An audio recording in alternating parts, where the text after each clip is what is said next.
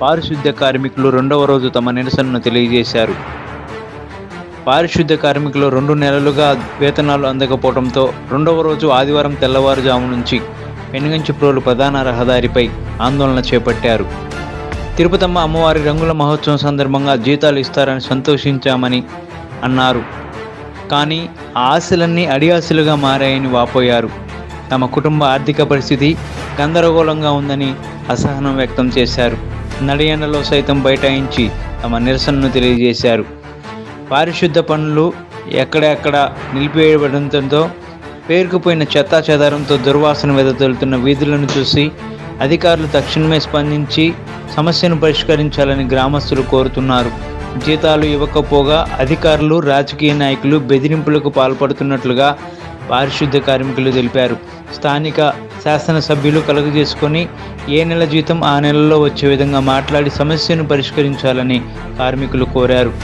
వారికి సంఘీభావంగా పెనుగంచిప్రోలు మండల సిఐటియు నేత ధార నాగేశ్వరరావు, సిపిఐ జిల్లా కమిటీ సభ్యులు వల్లంకొండ బ్రహ్మం తదితరులు పాల్గొని వారికి సంఘీభావం తెలియజేశారు.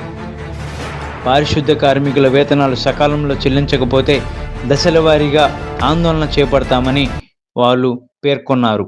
మరి అధికారులు కనుక నిర్ణయించిన మా సుజయ్తో తరఫున గత సంవత్సరం కనుక మేము ప్రెసిడెంట్ గారికి ఈఓ గారికి వస్తే వాళ్ళకి వేతనాలు పెంచుతాం అన్నారు. జీతాలు ఎప్పుడు ఇస్తామన్నారు. కనీసం గత 4 సంవత్సరాల నుంచి ఇదే చెబుతున్నారు. కానీ వాళ్ళకి జీతాలు పెంచడం కానీ ఇంకొకటి లేదు. అట్లా ఇష్టమైన ఉంటే ఉండండి, లేకపోతే బెదిరించే వాళ్ళు కనుక ఉన్నారు. వీళ్ళని కనీసం వాళ్ళు ఎదురు చెప్పలేక అంతా కార్మికులు శ్రమ చేసి కష్టపడి పనిచేసే వాళ్ళు కాబట్టి ఎదురు చెప్పలే. అదే చదువుకొని విజ్ఞానవంతులైతే ఎదురు చెప్పేవాళ్ళు. ఆఫ్టర్ ఈ 300 రూపాయలకి ఎవరు పనిచేయరు.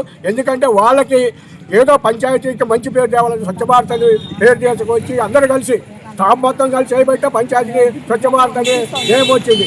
అలాంటి స్వచ్ఛ భారత్లో వాళ్ళ కడుపులు మార్చి వాళ్ళ ఉద్యోగులు మార్చి ఈ ప్రభుత్వం ఏమి పంచాయతీ ఏం బాగుపడిందని నేను హెచ్చరిస్తున్నాను. ఎక్కడ జేబు చనిపోయినా, ఎక్కడ మనిషి అయిపోయినా, ఎక్కడ గుట్టగుంటలో చెత్త లేకపోయినా కూడా వాళ్ళకే కబురు చేస్తారు. అటువంటి కార్మికులకి మరి 3 నెలల నుంచి జీతాలు రావట్లేదు. అది రెక్కాడితే కనుక నా కార్మికులు జీతాలు అయిపోతే ఇంటికాడ భార్య పిల్లలు ఏం తింటారని ఈ పంచాయతీ బోర్డు పాలక వర్గానికి తెలియజేస్తూ వాళ్ళ జీతాలు ఎమ్మని ఇవ్వాలని కోరుతున్నాం.